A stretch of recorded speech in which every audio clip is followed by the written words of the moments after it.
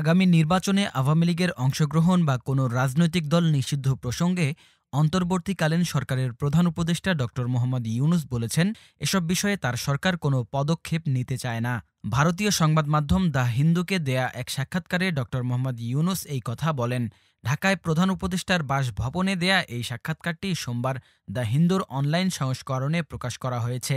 আওয়ামী লীগের নির্বাচনে অংশগ্রহণ নিয়ে করা প্রশ্নে ড মোহাম্মদ ইউনূস বলেন, আমরা রাজনৈতিক দলগুলোর ইচ্ছাকে সম্মান করছি। এরই মধ্যে বিএনপি ঘোষণা দিয়েছে যে সব রাজনৈতিক দল নির্বাচনে অংশ নেবে। সুতরাং দেশের একটি বড় দলের মতামতকে আমরা উপেক্ষা করতে পারি না। তাহলে আওয়ামী লীগের নির্বাচনে অংশগ্রহণ নিয়ে আপত্তি আছে কিনা এমন প্রশ্নে ড মোহাম্মদ ইউনূস বলেন, আমি রাজনীতিবিদ নই।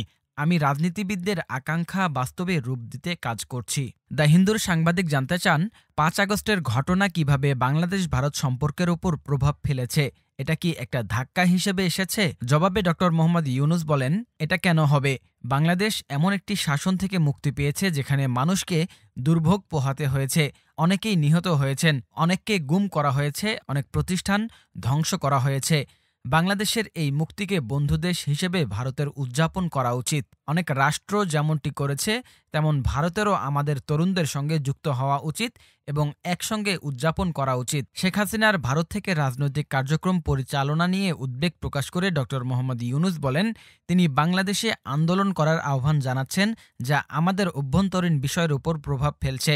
তিনি সতর্ক করেন, যদি ভারত কোনো রাজনৈতিক কারণে তাকে আশ্রয় দেয়, এটি ভবিষ্যতে দুই দেশের সম্পর্কের উপর নেতিবাচক প্রভাব ফেলতে পারে। হাসিনাকে দেশে ফিরিয়ে আনার বিষয়ে ড মোহাম্মদ ইউনূস বলেন, আমরা তাকে ফিরিয়ে আনতে সব আইনি উপায় অবলম্বন করব। নির্বাচনী প্রচারণার সময় বাংলাদেশে সংখ্যালঘু জনগোষ্ঠী, বিশেষ করে ৫ আগস্ট পরবর্তী পরিস্থিতিতে হিন্দুদের নিরাপত্তা নিয়ে যুক্তরাষ্ট্রের নবনির্বাচিত প্রেসিডেন্ট ডোনাল্ড ট্রাম্পের সমালোচনামূলক মন্তব্যের বিষয়ে ড মোহাম্মদ ইউনূস বলেন, যখন তিনি বাস্তব পরিস্থিতি দেখবেন তখন তিনি অবাক হবেন। আমাদের অর্থনীতি ভালো হলে সম্পর্ক আরও মজবুত হবে। তিনি আরও উল্লেখ করেন, আমাদের সরকার মানবাধিকার রক্ষা এবং সংখ্যালঘুদের নিরাপত্তা নিশ্চিত করতে অঙ্গীকারবদ্ধ। ভারতের সঙ্গে সম্পর্ক প্রসঙ্গে তিনি বলেন, ভারতের সঙ্গে আমাদের ঐতিহাসিক, ভৌগোলিক এবং সাংস্কৃতিক বন্ধন রয়েছে। আমি প্রধানমন্ত্রী মোদীকে সার্ক পুনরুজ্জীবিত করার প্রস্তাব দিয়েছি। আমাদের একত্রে এগিয়ে যেতে হবে।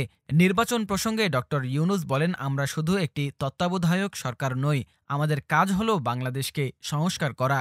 নির্বাচন কমিশন গঠন করা হয়েছে। আমরা চাই যত দ্রুত সম্ভব নির্বাচন হোক, তবে সাংবিধানিক এবং প্রাতিষ্ঠানিক সংস্কারের জন্য সময় প্রয়োজন। সাক্ষাৎকারে খেলাপি ঋণসহ নানা সমস্যায় জর্জরিত আর্থিক খাতে শৃঙ্খলা ফিরিয়ে আনতে সরকারের নেয়া উদ্যোগ ও সেগুলোর সফলতার কথা তুলে ধরেন ড ইউনূস।